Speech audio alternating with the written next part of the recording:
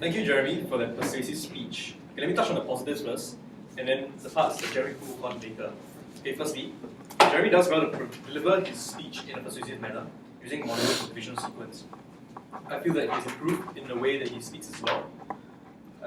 His voice has a better flow as compared to the previous speech, and there's enthusiasm in his voice. He leads me to believe that he believes in what he speaks for. And his content is organized as well, so it's easy to digest. He also uses adequate examples in the form of imagery to help strengthen his claims. His call for action is clear and simple, which allows me to, as a member of the audience, to know for a fact what he wants us to do. Now, so let me touch on the part that Jeremy could have done better. He could have elaborated more on why the blind deserves special mention over the other charities, and what would be a better cause to dedicate our time to, and maybe explain why many of us don't feel like delegating our time to the blind is an adequate way of spending our time. Like maybe, like for me, I would pick to channel my time to the children, because I think the children are like our future and everything, so there's more potential in that sense to make a difference. Then he could use better hand motions when illustrating his point to make his point more convincing. He does sway a little. Was that raised? Okay, anyway, he does sway a little when he talks, which is a little distracting, and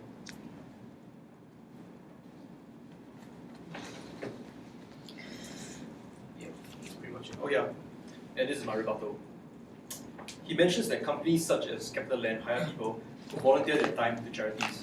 However, isn't the whole point of volunteering to do things out of goodwill and not for economic benefit? So my question is this. Is your point that people should volunteer for the point of such benefit? Or should the argument be that people should do so because they want to, and not because it will benefit them in that sense in the future? Please answer, Jeremy. 257. What the fuck? 257. So I stand up, right? Okay, so I'd like to thank Gordon for his very insightful critique. Now, actually, to answer his question, it is true that volunteerism is always seen as an activity that is supposed to spark from the virtue of altruism. But we have to take into consideration Singapore's context, where our society has groomed most of the young adults today to be more business orientated. Now, we have to admit that the level of comfort in our lifestyle that most of us hope to achieve in the future will require a certain level of competitiveness and time being devoted into our career. And thus, all this usually comes from time.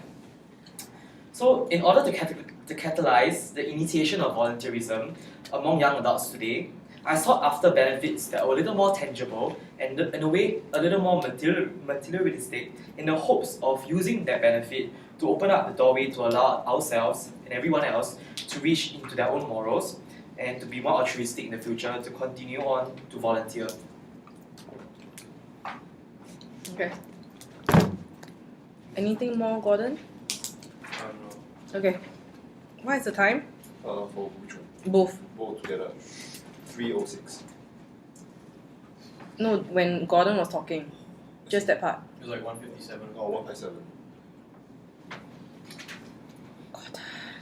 I spoke fast though, does it count for something? Damn it. I just do it again but really slowly now. It's the same thing, right? I wrote a lot there. No. Jeremy? Oh, sorry. Do this now, but yeah.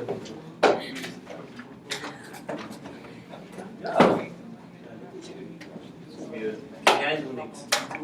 No. Okay. But just to let you know, Abi.